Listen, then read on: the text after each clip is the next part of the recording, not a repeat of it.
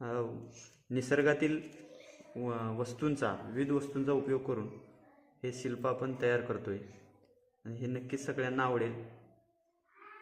तुम्हालाही आवडलं तर चॅनलला सबस्क्राईब करायला विसरू नका. पुन्हा पुन्हा मी सांगतोय, चॅनल सबस्क्राईब करा. सबस्क्राईब, लाईक हे एक प्रोत्साहनपर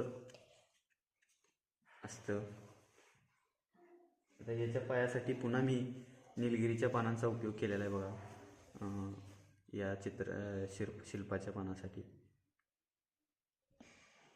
फेविकॉल आणि पाणी याला जास्त साहित्य पण लागत नाही आणि हे खर्चिक पण नाही आहे आणि एक आनंद देऊन जातं आपल्याला.